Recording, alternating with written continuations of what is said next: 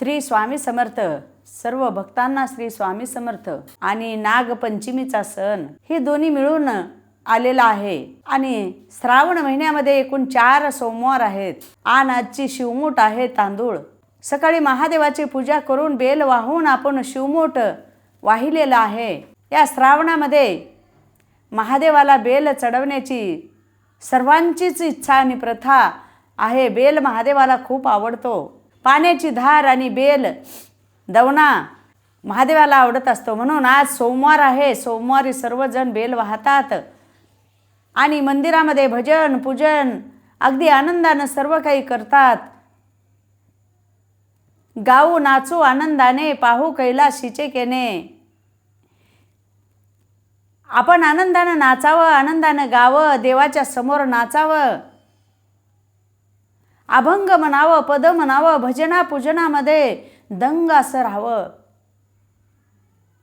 काही आपल्याला अनावश्यक विचार आपल्या डोक्यात येत नाहीत. ज्या वेळेला आपण आपलं मन भजनामध्ये गुंगवून दंगवून टाकलेलं आहे, आपण भजनामध्ये तल्लीन होऊन गेलेला आहे, मग आपला विचार चांगलाच राहणार आहे. आपल्या डोक्याला दुसरा विचार येणारच नाही. आपण थोड्या वेळासाठी का होईना भजन होईपर्यंत आपलं मन स्थिर ठेवतो. मन एकाग्र करून आपण चिंतन करत असतो. म्हणून भजन हे मोठं साधन आहे. भजन हे मोठं अनुष्ठान आहे. ह्या भजनामधून सर्व काही साध्य होत असतं. आणि जे एकाग्र चित्तानं केल्यानंतर सर्व काही साध्य होत असतं. म्हणून आज महादेवाचं व्यवस्थित पूजा करून आज नैवेद्य अर्पण करून सोमवार सोडलेला आहे. आणि आता नागपंचमीचा दिवस सुद्धा आजच आलेला आहे. सर्व स्त्रिया मिळून भुलई खेळण्याचा, भुलईवरती गाणे म्हणण्याचा, हे सर्व काही आनंदाचा क्षण आज आहे.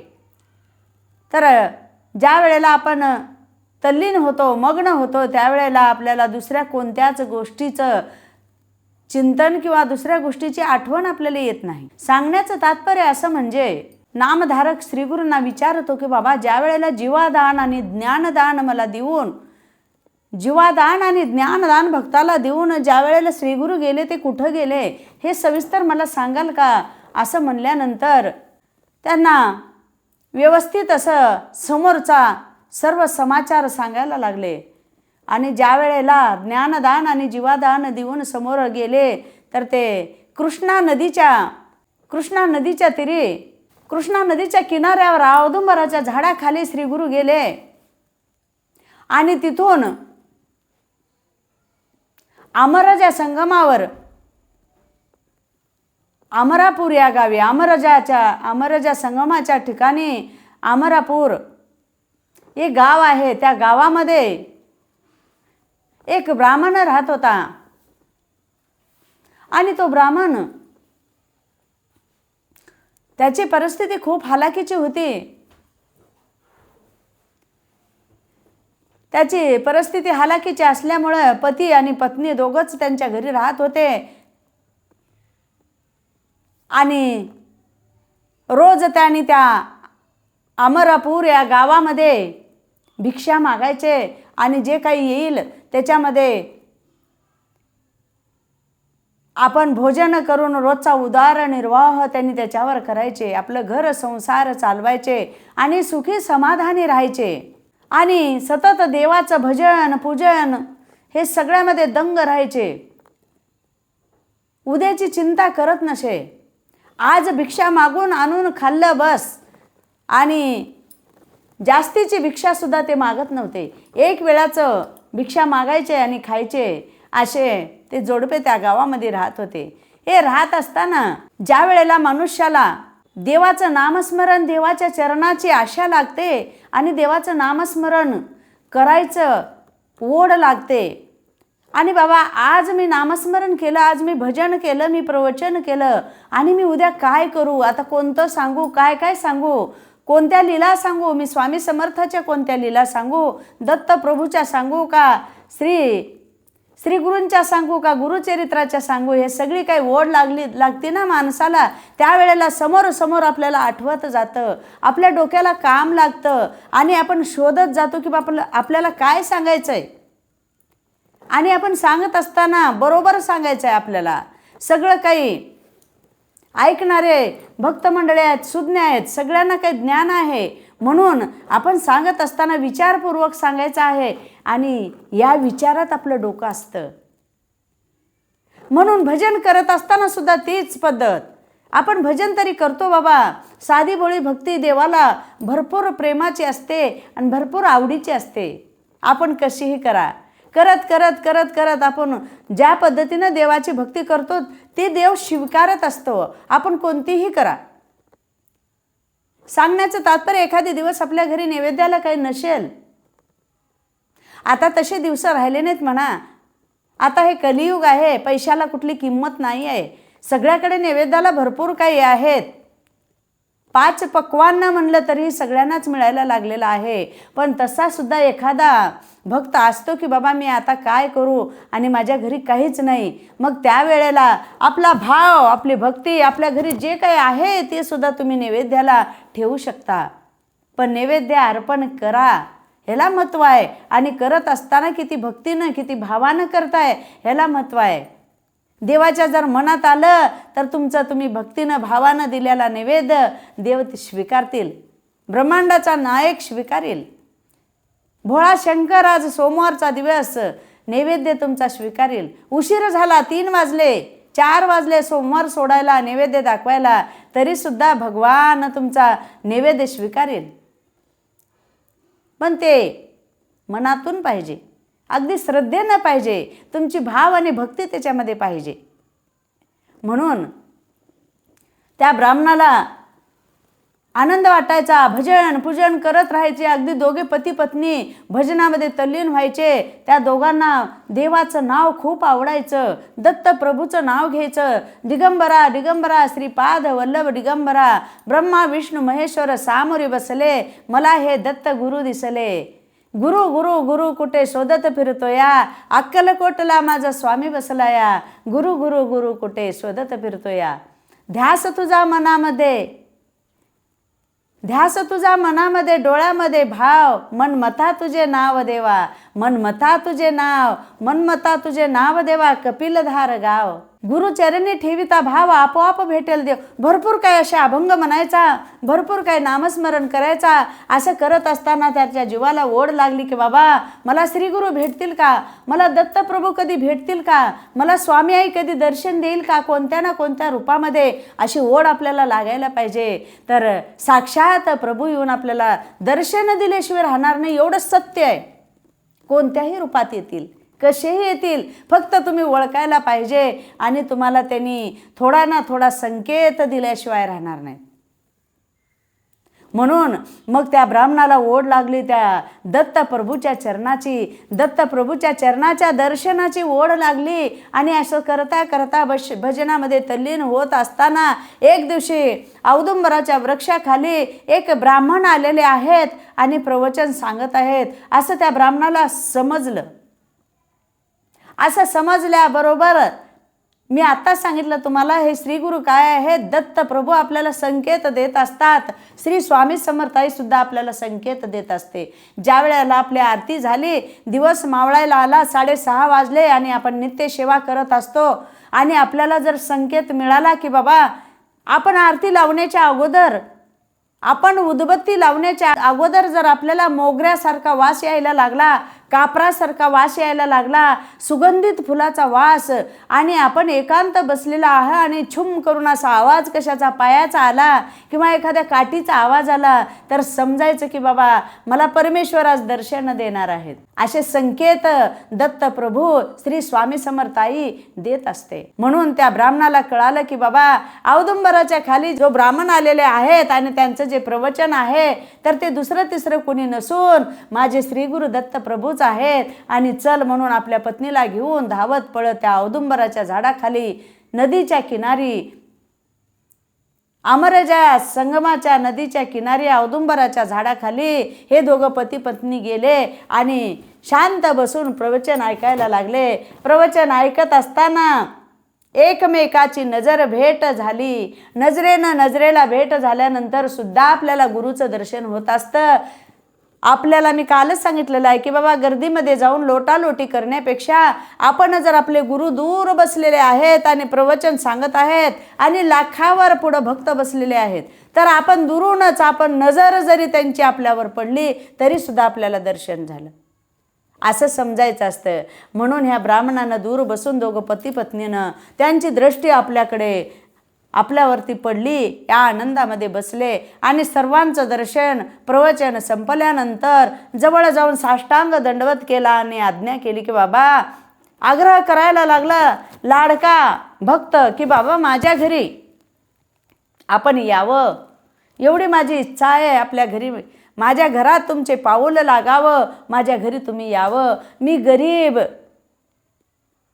माझ्यापाशी काहीच नाही, पण तुम्ही यावं अशी माझी आग्रहाची विनंती आहे. म्हणल्यानंतर दत्तप्रभू त्याच्या पाठीमागं त्यांच्या घरी गेले. श्री गुरु घरी आले. दोघं पती पत्नीला खूप आनंद झाला.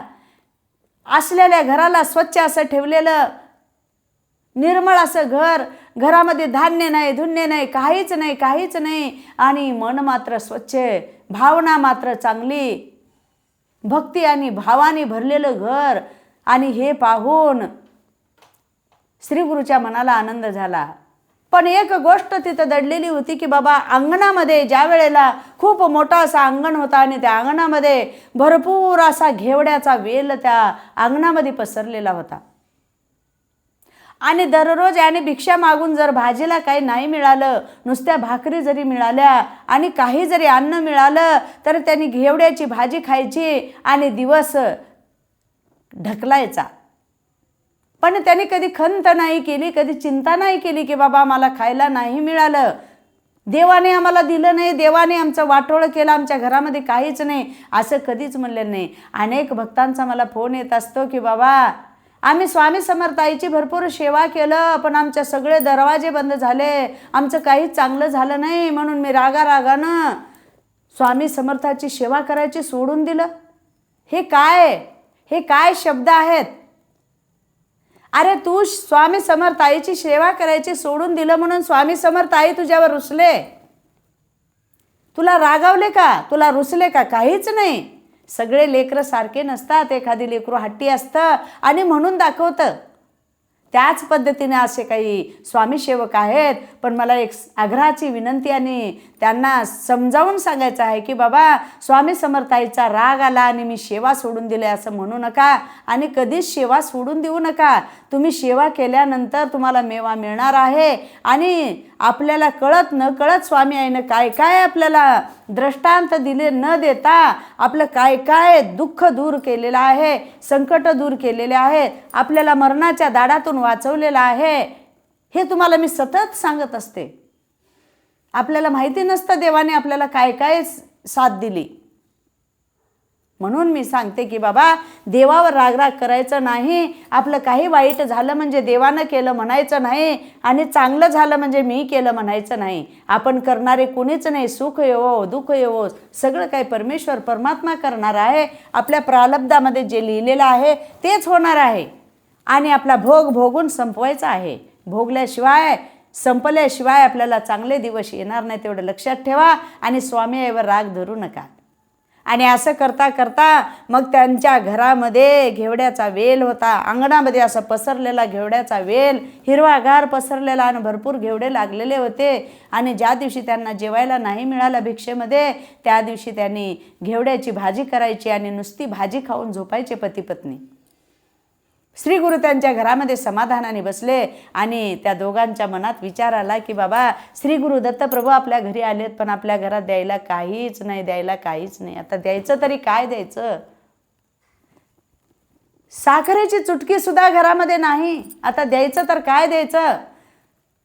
मग त्या दोघांनी घेवड्याची भाजी केलेली पातेल्यामध्ये होती आणि एवढ्या आनंदाने घेवड्याची भाजी त्यांनी त्या श्री गुरूंना घेवड्याची भाजी भिक्षा म्हणून दान दिली. त्यावेळेला अगदी आनंदाने श्रीगुरूने स्वीकारली आणि दोघं पती पत्नी म्हणायला लागले, हे श्रीगुरुनाथा, मी आग्रहाने आपल्याला घरामध्ये बोलावून आणलं, माझ्या घराला तुमचे पाऊल लागले आणि माझं भाग्य उदयाला आलं, माझ्या घराचा उदय काळ झाला, पण माझ्या घरामध्ये काय आहे काय नाही हे दत्त प्रभू, हे ब्रह्मांड नायका, तुम्हाला सगळं माहिती आहे आणि माझ्याकडं जे आहे मी ते तुम्हाला दान म्हणून दिलेलं आहे आणि ते आनंदानं स्वीकारावा. असं म्हणत असताना दत्तप्रभूंनी आनंदाने अगदी हास्यमुख करून त्याने सांगितले, हे भक्ता, हे जे तू दान दिलास ना, खूप माझ्या आवडीचं आहे, खूप चांगलं आहे आणि हे दान देत असताना या दानामध्ये जे तुझा भाव आहे ना, ते फार आवडीचं आहे आणि ते फार चांगलं आहे. तर तू जे हे घेवड्याच्या भाजी मला दान म्हणून दिलास ना, ते अगदी आनंदानं मी स्वीकारेन आणि तू जे हे घेवड्याची भाजी दिलास त्याच्या पाठीमागचा जे भाव आहे, तो आनंदानं जे मला दिलास ना, ते मी स्वीकारला आहे आणि हे खूप माझ्या आवडीचं आहे. असं म्हणून दत्तप्रभू चालायला लागले. ज्या वेळेला बाहेर जात असताना दत्तप्रभूच्या मुखातून त्या पतीपत्नीसाठी आशीर्वाद निघाला आणि काय म्हटले, आता तुझी दरिद्री संपलेली आहे, आता तुझे चांगले दिवस येणार आहेत. एवढंच ऐकले आणि डोळ्यातून पाणी यायला लागलं पतीपत्नीच्या आणि श्रीगुरू समोर निघून गेले. आणि समोर ज्या वेळेला जात असताना अंगणामध्ये घेवड्याचा वेल होता आणि जाता येता जे घेवड्याच्या वेलाला वलांडून आणि काही घेवड्याच्या वेलाच्या खालून वाकून जायचा असा रस्ता होता आणि त्या रस्त्यातून जात असताना दत्तप्रभूंनी काय केलं, हे बघा, देवाच्या मनात जे काय आलं ते करत असतात. पुढचं नियोजन परमेश्वराला माहिती असतं, आपल्याला कळत नसतं, म्हणून आपण देवाला शिव्या घालत असतो. अजिबात देवाला शिव्या घालायचं नाही. परमेश्वर परमात्माला सगळं काही माहिती असतं. आणि त्यांनी काय म्हणलं, ज्या वेळेला वाकून त्या वेलाच्या खालून जात असताना हे काय नसता उपद्रव्याप म्हणून त्या वेलीला उपसून बाहेर फेकून टाकलं. दत्तप्रभूनं घेवड्याचा वेल उपसून त्याने फेकून बाहेर टाकून दिला आणि हे त्याच्या पत्नीनं पाहिलं आणि श्रीगुरूंना पाठवणी केली आणि रडायला लागली आणि आपल्या नवऱ्याला म्हणायला लागली की बाबा नाथ, अहो, आपल्याला ज्या वेळेला जेवायला मिळत नाही, आपल्याला भिक्षा मागून एका दिवशी उपवास आला आणि कोणी आपल्याला भिक्षा नाही मागितलं तर आपण हे घेवड्याची भाजी तरी खात होतो आणि श्रीगुरूंना आपण सगळं काही चांगलं केलं, श्रीगुरूंना घरात आणलं, आपली मनोभावे सेवा केली, आपल्याकडे काय आहे ते दान दिलं आणि असं का बरं केले? आणि तेच वेल जर आज फेकून टाकले तर मी आपण काय खायचं उद्याच्याला, आपल्याला भूक लागली तर? असं म्हणत असताना ते ब्राह्मण तिच्या तोंडावरती हात ठेवले आणि म्हणायला लागले, अगं असं म्हणायचं नसतं. श्रीगुरूच्या मनामध्ये जे आलं ते केलेलं आहे. त्यांचं नियोजन आपल्याला माहीत नसतं, त्यांची कृपा आपल्याला माहीत नसतं. असं अभद्र बोलायचं नसतं. आपल्या घरी जे अतिथी आले त्यांना असं नाही बोलायचं. त्यांच्या मनात जे आलं ते केले आणि ते वेल चल आता आपण दोघं मिळून उपसून बाहेर फेकून देऊ असं म्हणून पत्नी आणि पती दोघंही आणि पत्नी न ऐकता अनेक अशा नको त्या शिव्या त्या श्रीगुरूंना घातल्या. ब्राह्मणाने घरामध्ये जाऊन कुदळ घेऊन आले आणि मुळासहित त्या घेवड्याच्या वेलाला काढण्याचा निश्चय केला आणि कुदळावर कुदळ टाकून तो वेल पूर्ण काढून बाहेर फेकून दिले. खूप अशी पेंड्या काढू बाहेर फेकून दिले. वेल खूप मोठा होता आणि उकंड्यामध्ये नेऊन टाकले आणि ज्या वेळेला वेलाची मुळी मोठी होती, असा खोड्याप्रमाणे झालेला होता, त्यावेळेला कुदळ मारू ब्राह्मण काढत होता आणि पत्नी नेऊन टाकत होती. असं करता करता एक कुदळ खट्ट असं आवाज आला आणि ब्राह्मणाला वाटलं की बाबा हे पाषाण लागलं का काय. दुसरी कुदळ घातली असता सुद्धा तसाच आवाज आला आणि ते खोड त्यांनी ती मूळ उपसून टाकली. ज्या वेळेला मूळ उपसलं त्यावेळेला खाली त्यांना एक मटक्यासारखा एक मोठा हांडा दिसला आणि त्या ब्राह्मणानं त्या हांडावरती काढलं आणि विचारलं, सांगितलं आपल्या पत्नीला, अगं हे बघ काहीतरी आतमधून निघालेलं आहे या घेवड्याच्या खालून. असं म्हणल्यानंतर घरामध्ये नेले आणि त्या घेवड्याच्या मुळाच्या खालचा हंडा घरामध्ये नेऊन त्याच्या तोंडावरचं झाकण काढल्यानंतर श्री गुरुदेव दत्त अवधूत चिंतन, श्री गुरुदेव दत्त अवधूत चिंतन. काय पाहता त्या हंडा भरून सोन्याच्या मोहरा त्याच्यामधून निघायला लागल्या आणि एवढा आनंद त्या पती पत्नीला झाला. आणि त्या ब्राह्मणाला आठवण आली की जाता जाता माझे श्रीगुरू म्हणलेले होते की बाबा तुझं दरिद्रे संपलेलं आहे, आजपासून तुझे चांगले दिवस आलेले आहेत असं म्हणले. आणि हे काय उपद्रव म्हणून आपला वेल उपसून त्याने टाकून दिले. याच्या मागं काहीतरी हेतू आहे आणि आपण आता नाही बसायचं असं. चल बरं आपण श्रीगुरूंकडे जाऊ म्हणून अमरजा संगमावर गेले दोघं पती पत्नी. आणि त्यावेळेला औदुंबराच्या खाली श्रीगुरू बसलेले होते, नामचिंतन करत होते. त्यावेळेला हे दोघं पती पत्नी येताच त्याने सांगितलं, अरे का आला रे, तुझ्या मनामधला भाव मला माहिती आहे, मी सांगितलेलं तुला तुझं दरिद्र संपल, पण ज्या वेळेला आज तू तेवढ्या आनंदामध्ये आहेस असंच आनंदात राहा. आणि मला ज्या वेळेला एकांत सापडलेला आहे आणि मला असं एकांत बसू दे, मला इथं येऊन संसारिक माणसानं त्रास द्यायचा नाही. आणि जे मी एक गोष्ट सांगतो ते लक्षात ठेव, तुला जे आज हंडात सापडलेलं आहे ते तू इथून तिथून केलेल्या नामस्मरणाचं, तू केलेल्या भजन पूजनाचं आणि तू जे सोसलास घाव त्या घावेचं बक्षीस म्हणून मी तुला दिलेलं आहे. आणि जे कोणी माझं भजन पूजन करील, माझं नामस्मरण करील, त्याला एक हंडा नाही असे अनेक हंडे मिळतील असा आशीर्वाद देऊन परमात्मा परमेश्वर ब्रह्मांड नायक साधन चिंतन करायला बसले. आणि एवढंच एक लक्षात ठेव की मला हंडा मिळाला आहे अशी वाच्यता कुठंही करू नको, कुणालाही सांगू नको. आणि तू ज्या दिवशी सांगितलास त्या दिवशी तुझ्यापासलं सगळं काही मोहरा नाहीशा होतील, एवढं लक्षात ठेव आणि आनंदानं संसार कर असं म्हणून श्रीगुरू आपल्या चिंतनाला लागले. आणि ते दोघं पती पत्नी घरी जाऊन आनंदाने संसार करायला लागले. आणि आज सुद्धा कृष्णा नदीच्या तीरावून ज्या वेळेला औदुंबराच्या खाली अमरजा संगमावर श्रीगुरूंनी दिलेला आशीर्वाद आणि त्या ब्राह्मणाचं घर आज सुद्धा आपल्याला पाहायला मिळणार आहे. त्याचे वंशज तिथं आहेत, हे खात्रीशीर पुरावे निशी मी सांगितलेलं आहे. हे अनुभव सत्य आहे, श्री गुरुचरित्रातील 13व्या अध्यायामधला आहे. श्री स्वामी समर्थ, श्री स्वामी समर्थ, श्री स्वामी समर्थ.